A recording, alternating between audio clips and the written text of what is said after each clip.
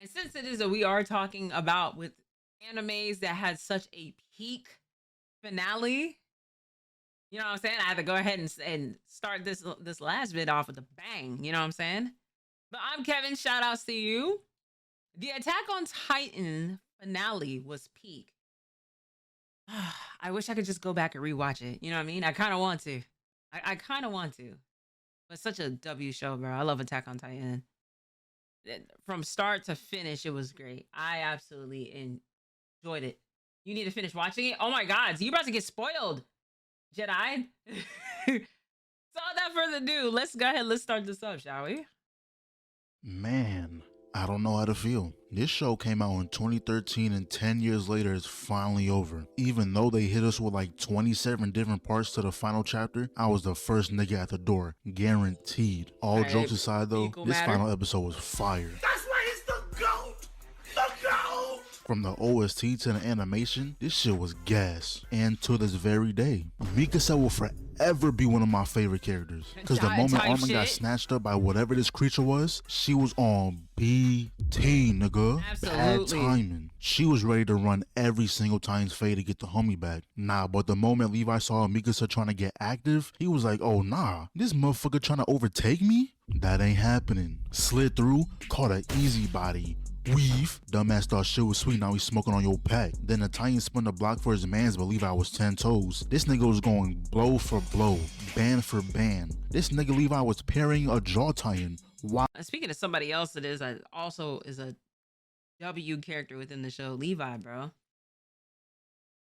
Levi, man, from introductory, like Levi is just him, bro. He's definitely a little aura farmer too, but ain't nobody touching Levi type shit. Out-nerfed. Matter of fact, I'm more impressed that Jaw Titan go blow for blow with him. They had to nerf Levi because they knew the clips would have been devious at full power. But he's not done. He spotted the sniper's nest and he was on that. Weave. Look at that nigga. Confused. Don't even know where to look. But shit, it don't matter because Levi already dropped him. Not gonna lie, the Ackermans had a team on their back this whole battle. But that's when Peak was like, man, y'all gonna handle that weak shit while I go put Eren in the pack.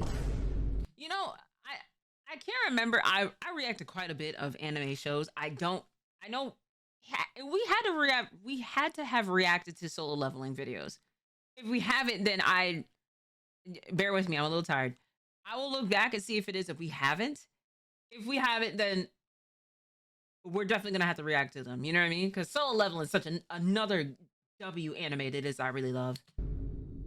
You're not that guy, pal. Trust me. You're not that guy. And at first, she was actually going crazy. She was weed nation certified for about 15 seconds until her spotty sense didn't go off and got stabbed by a pitchfork. But not only did they have to deal with other Titans that can go hit for hit with Reiner, Berto pulled up uninvited. Like this nigga just crashed the party, picked up Reiner, bit his head off, and proceeded to raise his arm to the damn stratosphere and slammed him. Oh, shit! Yep.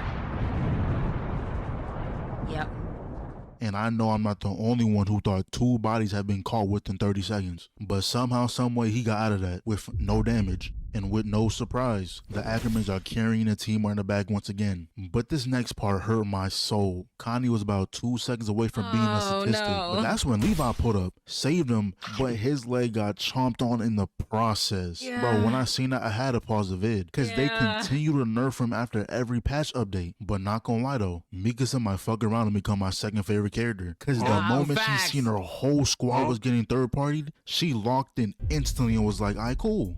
Bet y'all won't do that to me though. And I deadass thought she sprouted wings. I for real thought she was a hybrid Titan or something. But turns out that was just Falco pulling up as the evacuation squad, and he brought some backup. And honestly, this is the first time in a while when Reiner is actually putting in work. I feel like after season 2, that nigga fell off. But he actually knows how to box again. That's when we see Peak running down a pitchfork because his dumbass broke his neck just to watch what other niggas were doing. And got bodied for it. And low key, the cart Titan is so trash. Her KD is forever on 1 because she can't get a kill without dying right after. And I know she said that's like her thing because she got a lot of stamina, but you know what? I expect nothing more from a dripless Titan. And one of the coolest moments in this episode is when Mikasa and Annie were out here moving like Kobe and Shaq. Mikasa ain't say a single word and Annie already knew to alley-oop her ass across the map. And that creature is so lucky the other Titan was able to break her sword, because she would have been on a 5-kill streak. And even with all this going on, I think Armin still got it the worst.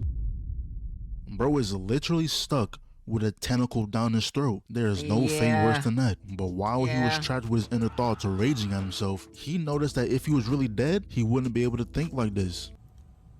Am I tweaking?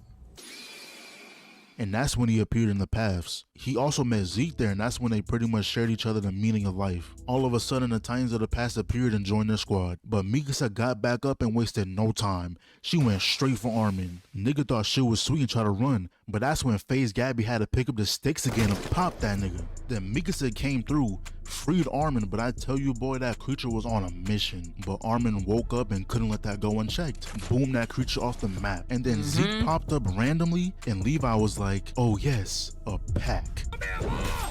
When Levi told that nigga on sight, he meant it. No time was wasted. And with doing so, the rumbling stopped. But Eren was not phased. That's when John had to come through and blow Eren up himself. But whatever this thing was trying to connect back to Eren. But that's when Reiner came through and said, fuck that nigga, you gotta go through me first. Reiner, you might have gained my respect back with this one. But it was now time. Armin is ready to call in the new kill streak. Now, can someone explain to me how Reiner can eat that explosion but can't eat punches? Like, I just don't get it. But anyway, we go through this cool moment of something. You're onto something. Yeah, that don't make any type of sense, bro. We're seeing their families again, but they done got their hopes up way too quick. Not only did Eren spin the block, they done got hit with tear gas and all the subjects of Ymir turned into pure Titans. Not gonna lie, it still fucked Gabby. I will never forgive her what she did to Sasha. But my boys Connie and John, that one hurt a little. That creature really just spawned in an army. But Reiner said he stopped it once, he gonna stop it again. And this is when Armin turned to Eren and was like, man, you got me fucked up now. But Eren said, boy, you cannot hold me. Armin took that as disrespect and grabbed his hair, pulled him down and hit that boy with a mean uppercut. And then we saw this scene where Eren told Mikasa to throw away that scarf once he died so she can forget about him. Mikasa was like, nigga, you bugging, thinking I'm about to throw away my shiesty. So Armin gripped Eren's dome piece and that boy Levi came through on a mission. Half their budget went on the scene right here. That boy slid through every obstacle possible and shot a hole in his mouth. Then Mikasa slid through and perfectly chopped his head off. So this last part is pretty much Eren talking about how he did all this just so they can become the heroes who stopped the rumbling. And with his death, there will be no more Titans. But you know the craziest plot twist out of this whole thing? So in season 1, Eren was the one who sent that Titan after his mom. Cause if he didn't, Berto would have got bodied and that would have fucked up the whole flow. But can someone explain to me why this ending got so much hate? But me personally, I thought it was cool. I liked the ending. But I like the ending. I like the ending. I didn't have no problems with it. I gotta sneeze. Excuse me. I like the ending. Like, nobody, I don't care. Not a soul will make me change my mind. Thank you, Jedi. About with Attack on Titan, especially the finale. I'm sorry. Nobody will make me change my mind. Like, it was peak, bro. I enjoyed it. I wholeheartedly enjoy it. Niggas want to complain about anything just to complain, bro. But anyways, bro, this was an amazing journey. At first, I wanted it to end, but now that it's over, I realize there's nothing else that will ever be like Attack on Titan. R.I.P. Sasha, R.I.P. Hanj, R.I.P. Erwin, and R.I.P. my nigga Eren. Absolutely.